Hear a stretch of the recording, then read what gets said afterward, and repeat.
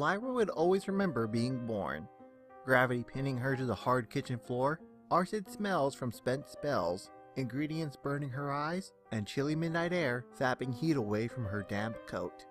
Bon Bon lay on the opposite side of the room, sprawled on the floor like a rag doll, and staring at Lyra with the same wonder and fear that she herself felt overcome with. Most of all, she remembered Candy Heart screaming. Her hooded form had crashed around the room, kicking over the steaming cauldron in the middle of the floor, tearing down the crystal charm suspended from the ceiling, and running her hooves across the suddenly bare spot on her forehead. For nearly 10 seconds, Lyra remembered the full incantation, the unholy mixture of zebra potion craft and unicorn spell wizardry that was responsible for her life, for Bon Bon's, and for Candy Heart's missing horn. And then she fell asleep for the first time. Lyra woke in the late morning, a strong breeze whispering through the streets outside, rhythmically opening and slamming the unbolted side door. Candy Heart probably broke the hinge when she ran off into the night. At least, that's where Lyra assumed she'd gone. At the moment, she didn't care. She rolled onto her back and gave the kitchen a thorough examination. Everything looked so funny from down here, with her mane against the floor. The massive 12-burning stove sitting against the opposite wall almost looked like one of those magical chariots that Pegasi sometimes pulled through the sky. She held up her hooves and squinted until the illusion was complete. She was floating up in the sky, miles above the ceiling-turned ground, and the boring old stove was a magnificent metal chariot, waiting to take her on a wild adventure. She laughed at the thought, and turned her attention to the giant metal door directly behind her. It wasn't just a walk-in freezer, not for her. Just behind the door was a magical world where ponies did nothing but eat ice cream and dance. Or something like that. Lyra rolled onto her stomach and felt the drabness of the kitchen, its utter familiarity, tear at her mind. She couldn't just sit here all day, not when she had a whole house to explore. She stood, stretched her legs, and took one last moment to listen. The kitchen was deathly silent, but she could hear a faint scrubbing sound coming from the storefront. Maybe the other new pony she'd seen last night, the one with the light tan coat, was cleaning up. Maybe that's why the kitchen floor wasn't a mess like it had been last night. That was nice of her. The front of the shop was boring, though. There was nothing out there except dusty countertops, dustier floors, and filthy display cases. Maybe they wouldn't stay filthy, assuming the other new pony really was cleaning or something, just so long as Lyra didn't have to do it. Lyra headed through the other door instead, the one that led to the house's front room. She started her examination with the line of pictures perched over the fireplace. In the first one, she saw good old mom and dad on either side of the barely walking Candy Heart, still young and innocent. She moved down the lines of pictures, watching time take its course. Each picture immortalized a moment on that little filly's journey to adulthood, playing with blocks here, baking cookies with mom there, learning to count with dad, and so on. The only constants were her steady march towards maturity and her parents' decline into old age. They were all wrinkled by the time she was a teenager, but still looked so proud. By the next to last picture, she was a fully grown and adult with an X-shaped cutie mark formed by 2 candy canes. Her expression had changed too. The youthful enthusiasm from the earlier photos, the can-do-anything attitude that earned her A's in school, and the attention and prestige of universities had morphed into something else. What was it exactly? Lyra checked her own reflection in the frame's glass covering. Try as she might, she couldn't match Candy Heart's eerie smile. She just couldn't get the right mix of almost malice and definite arrogance. Instead, she crossed her eyes and stuck out her tongue. Yeah. Her own voice made her giggle. She'd never heard it before. It wasn't as harsh as Candy Heart's. She was much nicer color too. A light greenish blue, or was that bluish green, and a mane with white highlights. That was so much nicer than the mean old Candy Heart's dark coat and stark white mane. Mom and Dad weren't even in the last picture. Was that before the funerals or after? Lyra didn't remember. Candy Heart was just standing there in front of the then bustling candy shop, giving the camera a confident smile. This was for the photo for the paper, wasn't it? For that article about the much beloved shop owners passing on to the business to their daughter. Lyra could guess Candy Heart saw it through the photo. Even if her facial expression didn't match, she wasn't happy about owning the shop, and never had been. Why bother keeping up the family business when she could board up the windows and work on her own freaky ideas? What ideas were they again? Candy Heart could keep all the scary memories for all Lyra cared. Lyra's own reflection caught her attention again. Her gaze drifted upwards to the horn sticking out of her unkempt mane. I've got to keep it. I got the horn! I got the horn! She pranced around the room and dove into the nearest armchair. The armchair rocked back on 2 legs, prompting her to steady it with her magic. Her magic. It was her magic now. Now, it was nothing but longing around while she let her horn do all the tough stuff. She pointed her 4 legs at the kitchen. Now, go make me an ice cream sundae, magic horn. Her horn lit up, but that was all. The distant freezer door handle didn't even rattle. Instead, sweat broke out on Lyra's brow. Magic was harder than she expected, and a lot more tiring. How had Candy Heart gotten so good at it? She sculled at the freezer. Ice cream could wait. She still had most of a house left to explore. Lyra moved from room to room, interspersing moments of contemplation with general silliness. All of Candy Heart's scary spells and potion stuff was tucked away in her room, thankfully. With the door shut, it was like it wasn't even there. Lyra didn't need it, and if she couldn't see it, she didn't need to worry about it. Besides, there were 2 perfectly usable guest bedrooms down the hall, complete with beds, blankets, and no Candy Heart memories. That weird pony never had guests, much less friends anyways. Far too quickly, Lyra found herself running out of the house. She made faces in every shiny surface, decided on a new color for each wall, rainbow, and taken more than enough slides down the banister.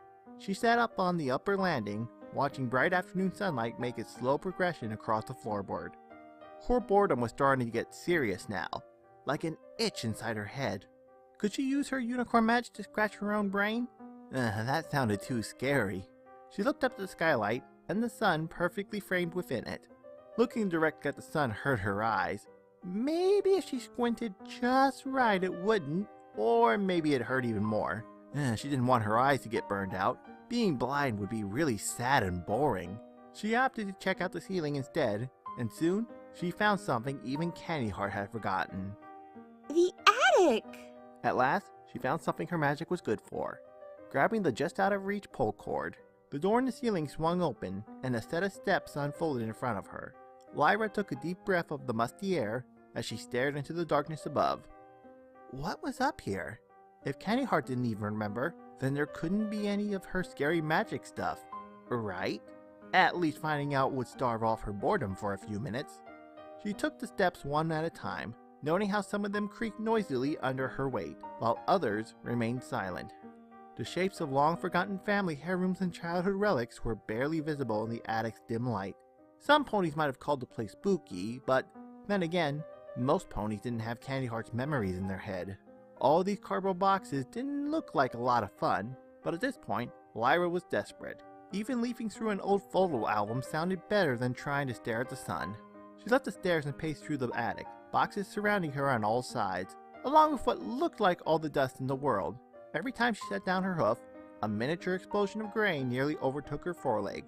Would stirring up enough dust to make her sneeze be fun? Definitely, but that could wait.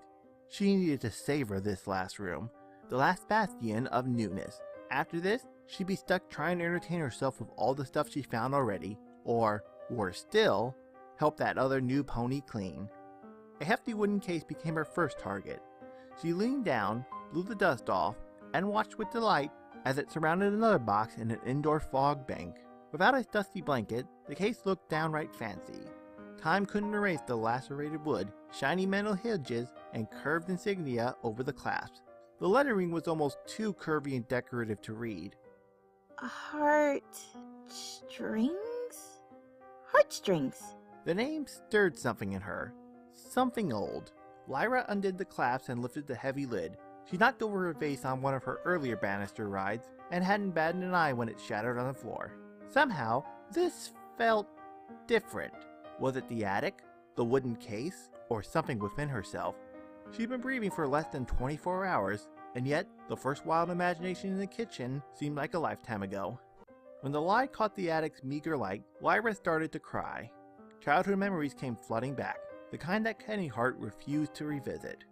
She remembered the front room, decked out in balloons and streamers, and containing every filling in her class. She remembered winning Pin the Tail on the Pony, eating 2 slices of peppermint chocolate cake, and opening present after present after present.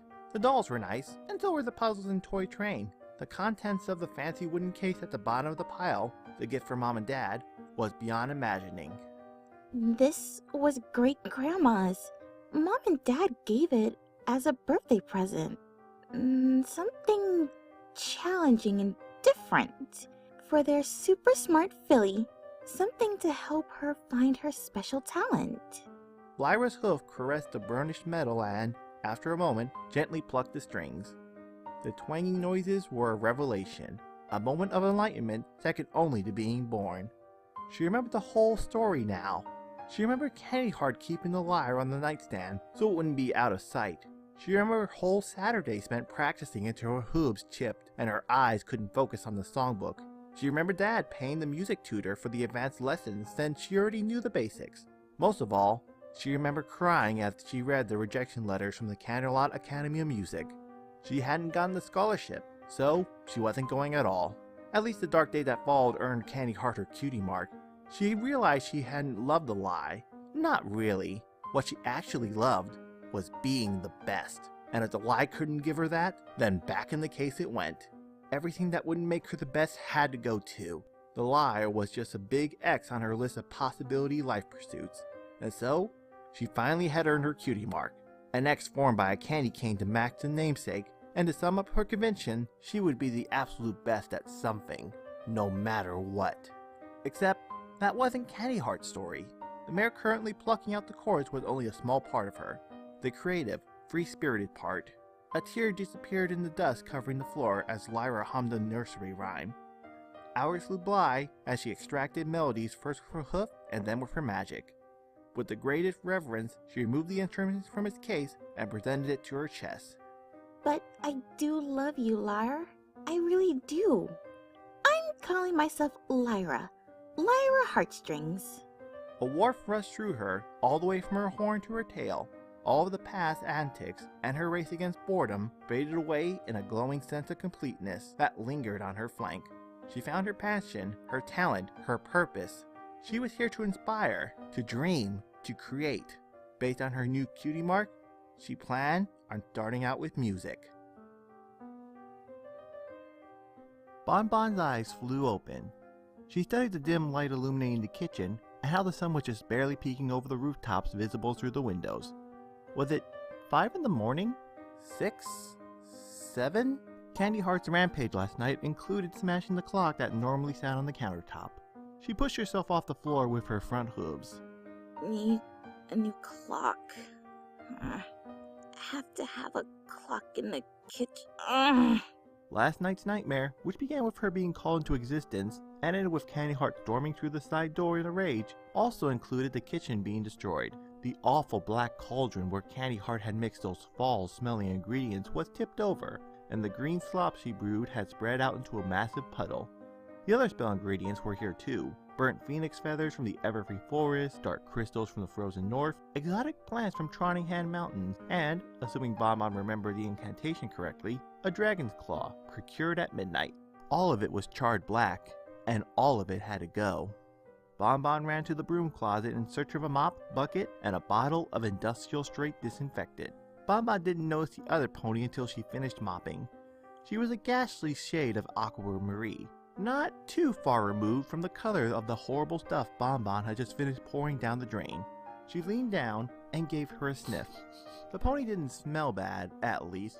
Hopefully when she was clean, and hopefully she'd wake up soon and be on her way. The front of the shop came next.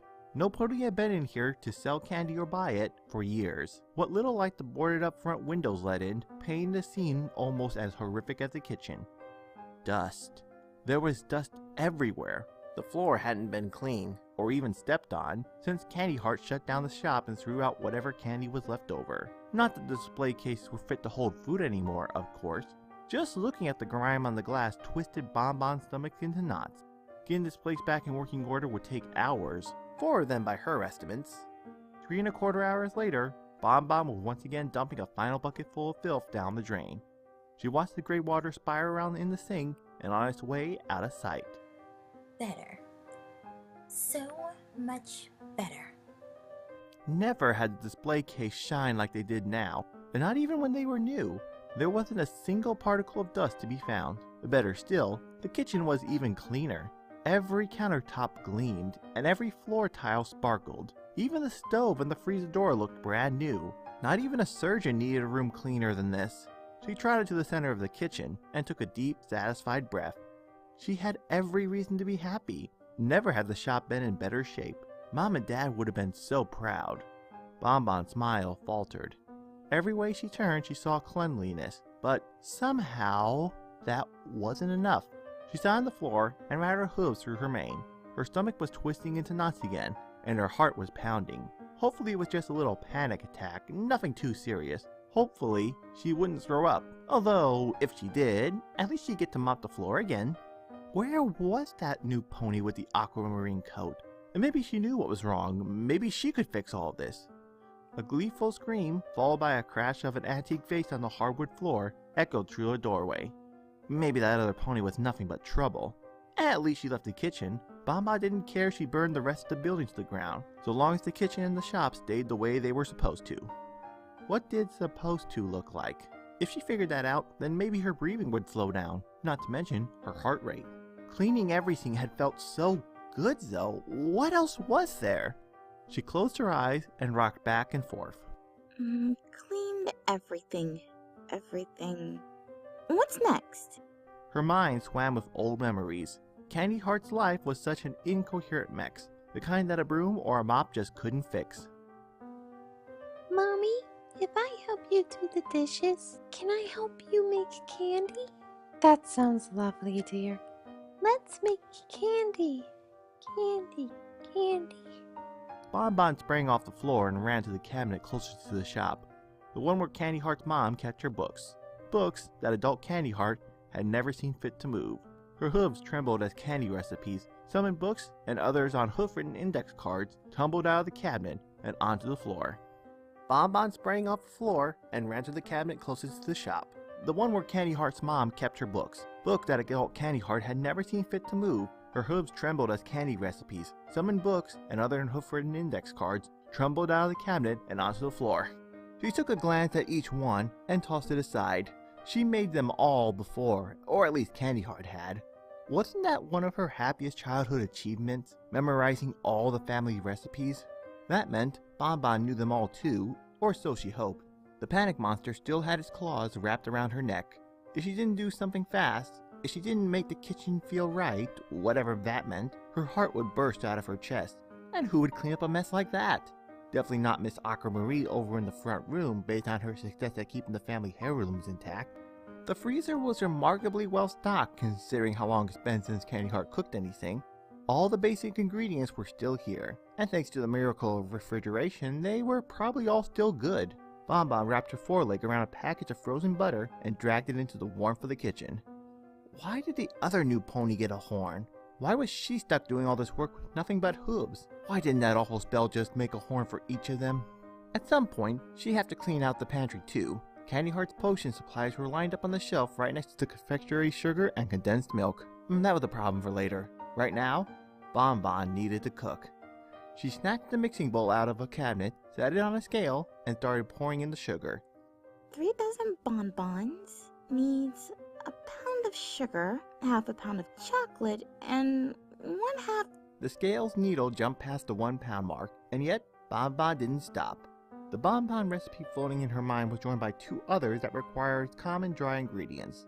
That's 3 dozen bonbons, 2 dozen caramels, and a dozen truffles. I better get the double boilers ready. The stove was a monstrous beast. 12 burners and just as many dials were ready and waiting to handle everything a professional confectionery could possibly need. The instant Bon Bon twisted the nearest knob, jets of blue flames erupted under the corresponding burner amid the quiet hiss of gas. The finest clocks in Equestria couldn't match this level of precision. Before her sat a fine-tuned instrument just waiting for skilled hooves like hers to make it sing. Hours flew by, as did recipes. Dirty mixing bowls, whisks, pots, and spatulas first filled the sink and then began overtaking the neighboring counters. Bon Bon didn't care about the mess, not anymore. Dirtying everything in the kitchen just meant she get to clean it all again. Besides, all her effort wasn't in vain. Tray after tray of candies, from caramel to toffee to chocolate, lay cooling on the countertops. At this rate, she'd run out of room in the kitchen and have to start using the shop's display case for their intended purposes. Bon Bon studied the thermometer sticking out of the double boiler on the corner burner. The red liquid inside the glass pail was drawing ever closer to perfection, the precise temperature at which she could turn off the heat. Why had Candy Heart hated the family business so much? Bon Bon could, and had, spent hours sitting here churning out sweets. The whole process was so perfect, a set of instruments that, if followed to the letter, yield success. That's all Bon Bon needed to survive. She needed order. She needed instructions. She cleaned the kitchen so she could start cooking, and she started cooking so she could make the little balls of sugar crowding up the countertops. At long last, the candy thermometer gave Bon Bon its silent signal. The chocolate was ready. She turned off the heat and reached the double boilers with gloved hooves. Steam poured out of the water-filled lower section as she lifted the chocolate-filled upper pot away. Time to pour some more Bon Bon. Her back legs gave out just as the pot left the stove. Gravity pulled her down, but her eyes never let the pot clench between her fuller legs. Molten chocolate sloshed over the pot's rim, thankfully to the side and not towards her face, and splashed across the floor just as she hit the ground. The pot clanged against the floor and rolled away, spilling the last of its contents on the tile that she had spent hours scrubbing.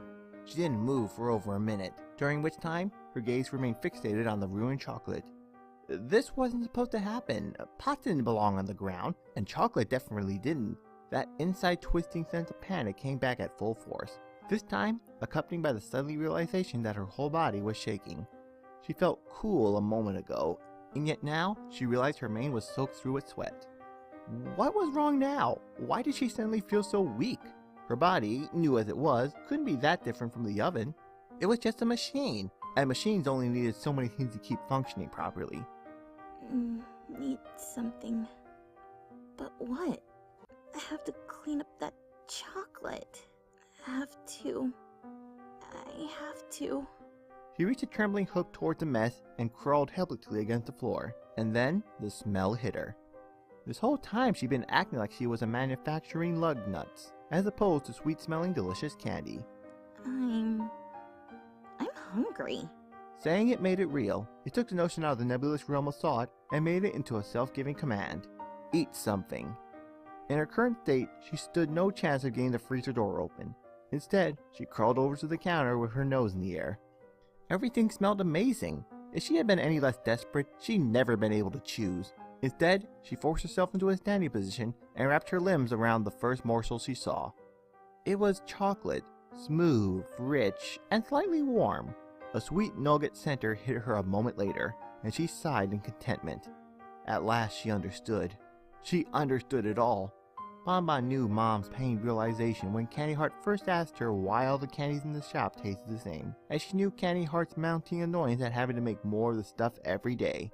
Once learning was over, once she memorized every recipe, candy preparation was just a chore. Sweets did nothing for Candy Heart. She was tone deaf to the orchestra playing out on Bon Bon's tongue. Why would she ever want to spend her life making sugary confection that tasted like wax? It wasn't her fault there wasn't any pony else to take over the family business, no matter how much the shop would be missed. Other ponies were as dull and useless as Candy itself. Not even the counseling after school helped. Not like Mom and Dad hoped anyways. Those degrees and a certified doctors might have thought they'd gotten through to her, that they'd shown her the value of friendship and empathy. All they really done is explain how normal ponies work, how Candy Heart needed to treat them in order to get her way. It turned out that ponies weren't any different from candy recipes or sheet music. She just had to learn how to read them, to manipulate them, and in time, to rise beyond their reach. Bon Bon grabbed an entire tray and brought it to the floor. She lay there, blissfully, consuming her hard work. Candy Heart was just crazy. Even Mom and Dad knew that by the end. But not me. I'm not crazy. I'm a good little filly. I'll carry on the family business, and I'll love every second of it. Every sale, every dirty pot, and every... She scarfed down another candy. And every bonbon, because that's me. 3 wrapped candies appeared on her flank as she ate more.